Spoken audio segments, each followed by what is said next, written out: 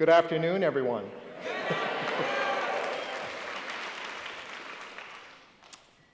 I invite everyone to close your eyes. We're going to take a little journey. Are your eyes closed? We're going to go back to our mother's kitchen. And in our mother's kitchen, notice how all of a sudden it got warm. It's a beautiful sign that she's cooking. For me, I think she's making canh. It's a sour Vietnamese soup made primarily from pineapple and lemongrass. And I smell fresh lemongrass that she's picked from her garden. I hear chopping, stirring, and all of a sudden, the air is filled with this beautiful perfume. But the most beautiful thing is the dance that she coordinates in between her garden and her kitchen, as if it were choreographed. Bringing scraps from the kitchen into our makeshift Oakland garden, a sign of a mini regenerative garden, her feeding the soil, bringing life back into that soil, not because it was trendy, but because she was taught to do so. And oftentimes, those same scraps are the same scraps that most restaurants in the Western world would throw out. Now open your eyes. My mother's garden was a testament to sustainable living. She understands the balance between giving and taking from the earth. She may not have the buzzwords. It was something that was instilled in her, that was taught to her through stories and tradition. These actions isn't just knowledge, but a form of language of our family's heritage and identity. This is how I remember my mother's kitchen, because in our household, cooking is not just cooking, it's a living legacy of resilience, resourcefulness, and a reverence of food. I'm Chef 2 David Fu. Oakland native, a culinary creative, profoundly shaped by my Vietnamese heritage and the unwavering spirit of my refugee parents.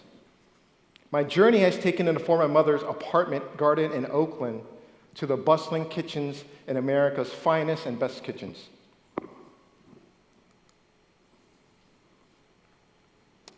In my Emmy-nominated film Bloodline, I delve deep into the roots to celebrate the strength and wisdom of my refugee mother.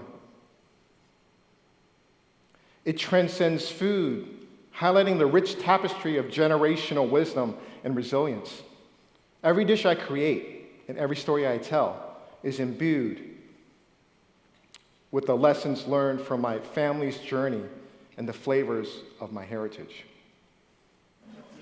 In the US, it's about prime cuts, what looks pretty on a plate.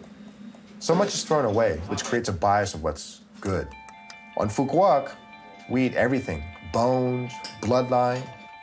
But I actually learned how to eat this in Oakland. As a kid, Dad would bring home all the scraps. We didn't have much money, so we just see value in things that people wasted or threw away. My parents were able to make it into like a beautiful dish that nourished both myself and my sister. They never told us you have to eat this because we're refugees. It was, eat this because it tastes good.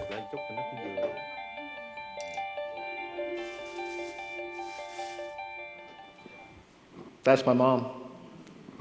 I promise I won't cry. She is my mother. Beyond my mother, she's my superhero.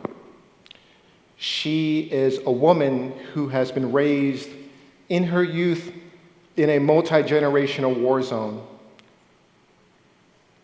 and then ended up in a Thai refugee camp and then ended up in Oakland, California, working all of the demeaning jobs. She spent most of her career being a seamstress, getting paid under the table, and measured by the value and quality of her as a person by being paid by the pound. on how many linens she can sew in a week or a month. And if anything, I still admired her because what she was able to do in our home kitchen and feed and nourish my sister and I. But she didn't do it alone. That's my dad. I think I look like him. My father is a career-long fishmonger. And for us, it was a blessing because he was able to bring home fish scraps where the fish companies would throw away and dispose of, the markets wouldn't take. And from that, we made gold. We were able to make delicious meals for ourselves.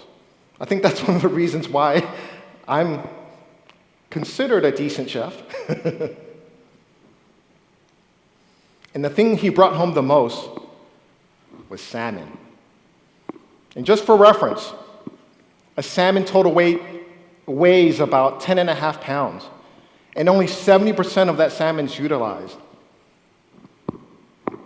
Us being extremely resourceful, some call it sustainable, we use the other 30%.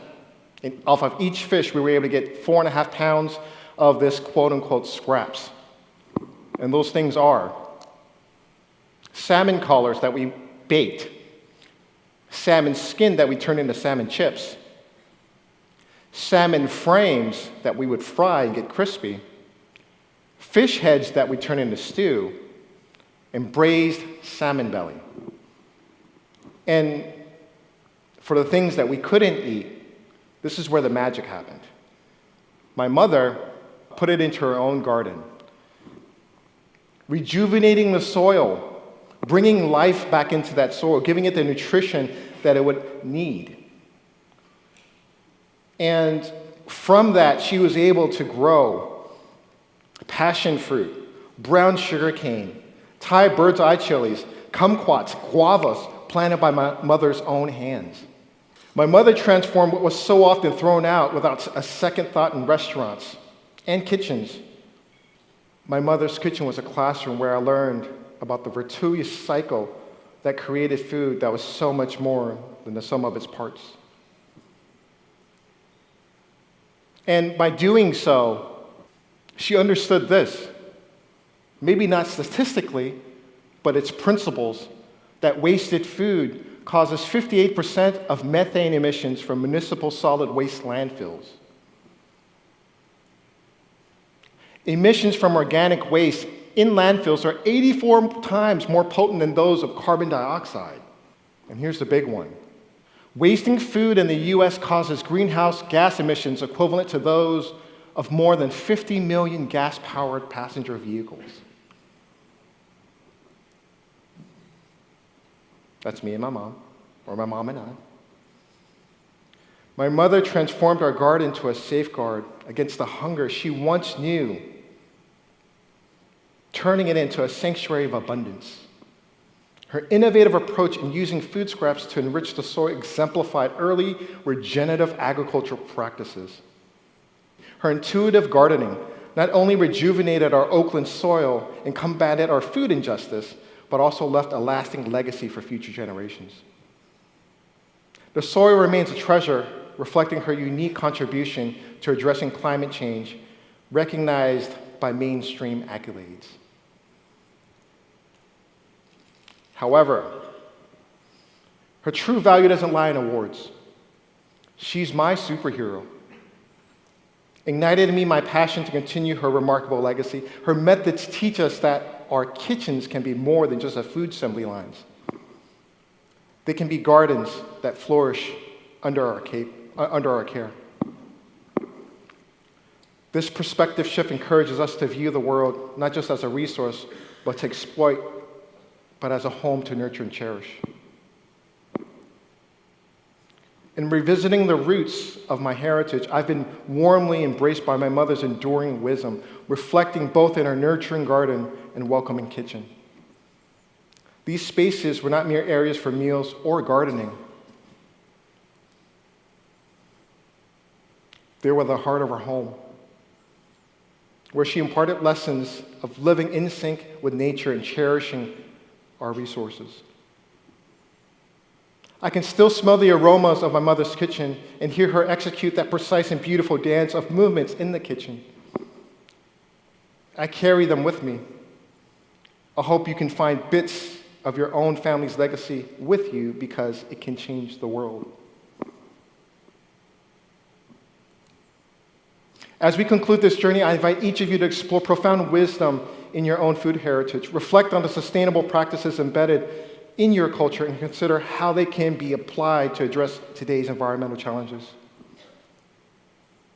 Let's not celebrate these ancestral teachings, but actively integrate them into our daily lives, whether it's adjourning the waste cooking method, supporting local systems, or sharing generational knowledge with others.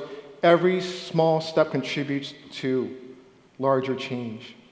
Together, let's commit to creating a future that honors our past, nurtures our planet, and fosters a sustainable, inclusive world for generations to come. Thank you.